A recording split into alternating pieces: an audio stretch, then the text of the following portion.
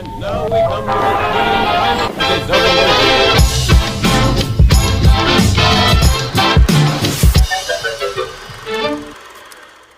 Hello mga kumari! Welcome back again to my channel. Ngayon ay gagawa naman tayo ng dalawang version na pagluluto ng kasaba. So let's start mga kamamsi. May DIY oven po tayo at meron din po tayong steamer. So samahan niyo po ako magluto ng dalawang way sa pagluluto ng ating espesyal na kasaba cake. Eto na't nagpasiga na tayo.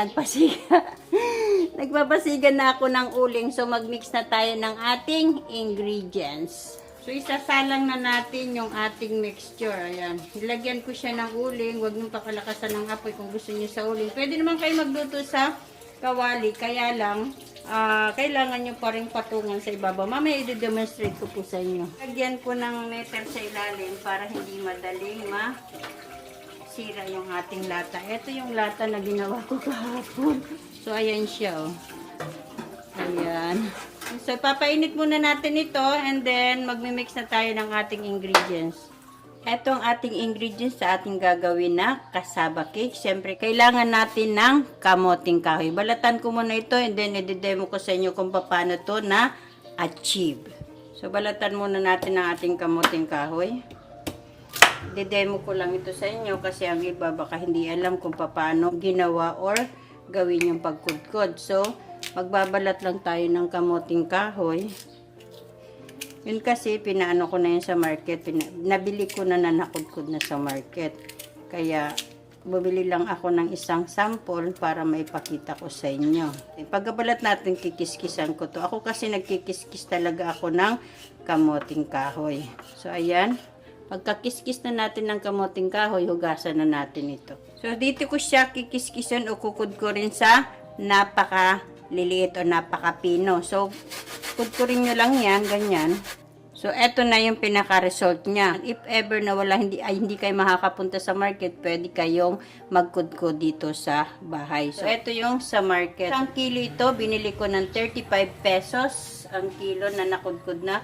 And then, pipigain ko ito. So, gumamit ako ng tela. Ito talaga yung pinagpipigaan ko kapag ako'y nagluluto ng kasaba. So, pigain lang natin.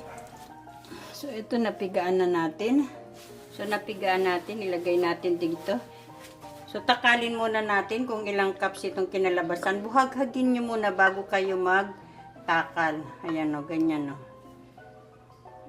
So, ganyan. So, hindi ko yan dinasik ha. So, 5 cups na grated kasaba na piniga.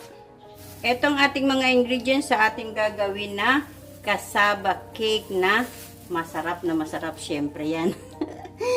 5 cups na grated kasaba na napiga ko na.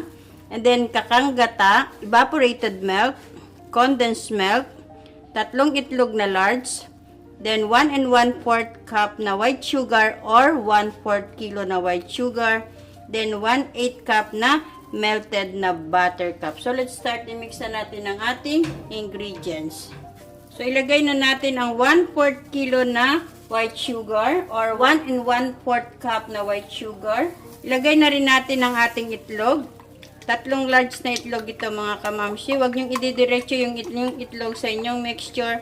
Baka mamaya ay sira yung itlog. So, ganyan lang. And then, ilagay na rin natin ang 1/8 cup na melted na buttercup. Ito po yung buttercup ang brand. And then, ilagay na rin natin yung isang condensed milk. Cobel po ang gamit ko. And then, maglagay tayo ng kakanggata na eto siya. Maglalagay ako ng 1 1/2 cup na kakanggata. Yung nyug na inilagay ko ay, yung isang nyug, nilagyan ko ng mainit na tubig. Yung malinggam-gam na tubig, yun ang inipiniga ko doon. Unang gata lang po yung ginawa ko. And then, i-mix muna natin, bago natin ilagay yung last na ingredients natin, yung ating evaporated milk.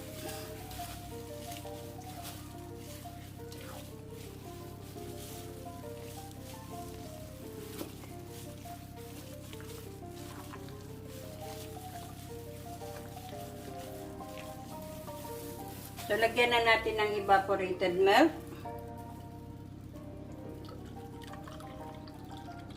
Alaska po yung gamit ko. Haluin muna natin.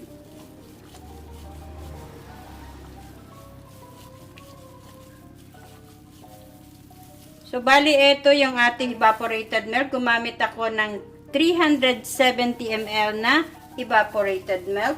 Pinadaan ko pa sa cups. Ganun din pala, mauubos ko rin, charot. So, i-mix lang natin mabuti. Pagsamasamahin natin lahat ng ating ingredients. Yun dun po sa asukal, sasabihin ko lang sa inyo kung masyadong matamis ang ating mixture. So, ayan, napaghalo-halo na natin ang ating mixture. Okay na yan. Ayan, no? Ilalagay ko na lahat itong ating gata kasi sayang nga. Ilagay pa natin yung 1/4 cup na kakanggata. Tama-tama, ito yung kailangan nating i-achieve na mixture. Ganyan, no? Ito yung tira ng ating melted na buttercup. So, i-grease natin itong ating lianera. Haluin muna natin.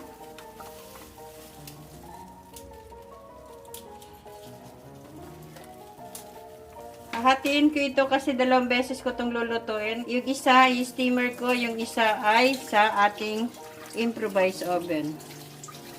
Nilagyan ko siya ng 5 cups, so tamang-tama lang ito kanipis.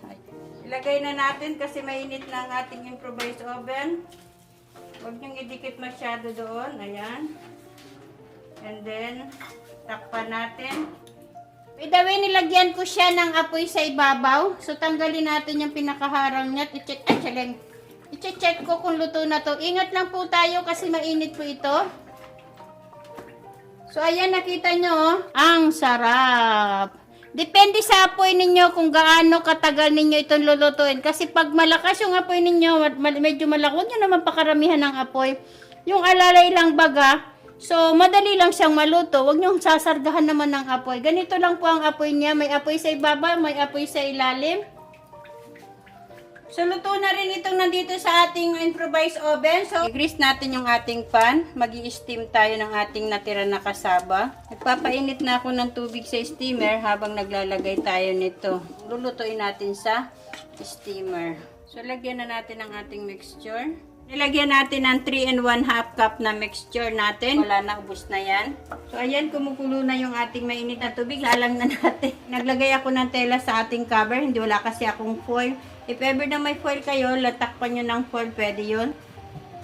At pwede nyo na po yan ilagay sa medium heat yung inyong apoy. If kulong-kulo na yung inyong tubig. Check natin after 45 minutes. Okay na to mga kamamsi, luto na to.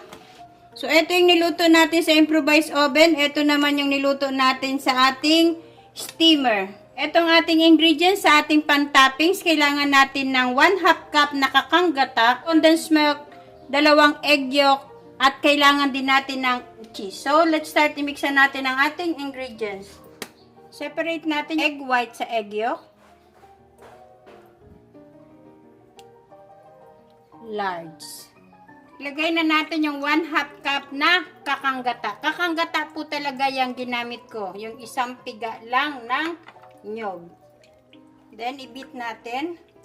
Maglalagay ako ng 1/2 ng ating condensed milk.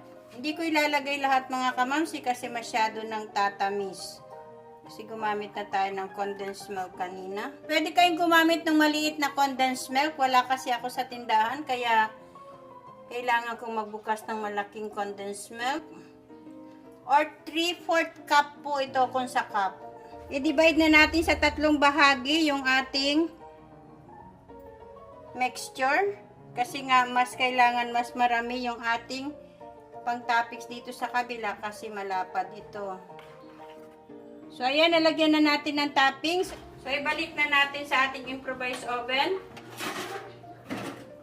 So, balikan lang po natin mamaya kapag pumula na yung ating pinaka-toppings. Tanggalin natin kasi lalagyan ko siya ng cheese. So, medyo na dry na yung ating inilagay na toppings. That is the time na lalagyan natin siya ng cheese. Pwede nyo rin namang isabay yung cheese. Kaya lang the tendency kasi minsan nauunang masunog yung cheese, diba? So, ang gagawin natin, medyo ipahuli natin ng konti. Sasarapan ko na to. Todo na to mga kamamsi. So, ibalik ulit natin ang salang. Ilagyan ko ng apoy yan and then lagay natin dyan para pumula ang ibabaw ng ating kasaba. Sandaling-sandali lang ito mga kamamsi kasi nga direct yung ating apoy dun sa pinaka ilalim dun sa aking pinaglulutuan. So i-check natin. So, ayan yung pinaka-result niya mga kamamsi. Napakaganda niya. Maya-maya ay aahunin ko na rin ito. I-check na natin mga kamamsi. I think okay na to. Tanggalin na natin kasi luto na yan. Isusunod natin yung ating in-steam. Ilagay na natin yung ating in-steam. Yan yung in-steam natin. And then, takpan natin. Mamaya na natin lagyan ng cheese. So, balikan lang natin kapag medyo tuyo na yung ating pinaka-toppings. So, i-check na natin. So, ayan na siya mga kamamsi. Medyo nag-brown na. So, lalagyan ko na siya ng cheese. Dadamihan ko to ng cheese. Depende na sa inyo kung gaano karami na cheese ang ilalagay ninyo. Nalagyan na natin siya ng cheese. Tatakpan uli natin. Pag nalagyan nyo po ng cheese, sandaling-sandali lang yan. Kasi wag nyo sunugin kay papait yung cheese nyo. So, balikan natin mamaya. So, ayan. Napakaganda na. So, tanggalin na natin. Di palalamigin ko lang siya.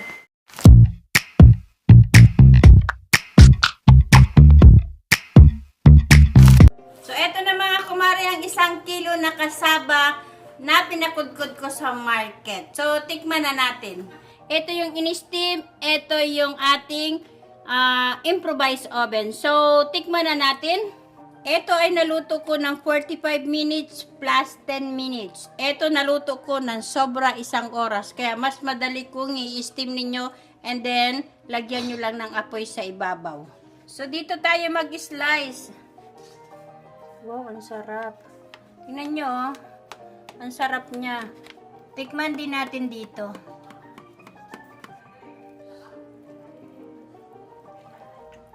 Ang ganda, oh. Ang ligat. Ayan, oh. Tingnan nyo. Mamili na kayo sa dalawa kung alin ang itatry nyo. Isang mixture, 2 way sa pagluluto ng kasaba. Alin ang mas nadadalian kayo. So, itry na natin. Harap ng tapis.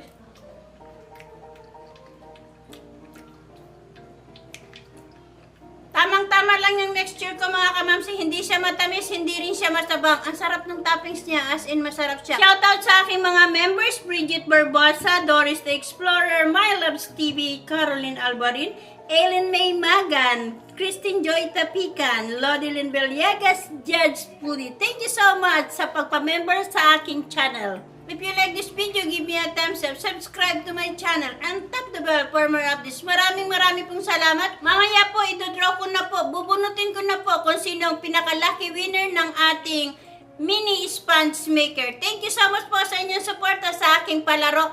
Meron pa po tayong susunod na palaro na giveaways. Abangan nyo lang po at i-announce ko lang po sa ating Presimature. Thank you so much po sa suporta ninyo sa aking mga channel.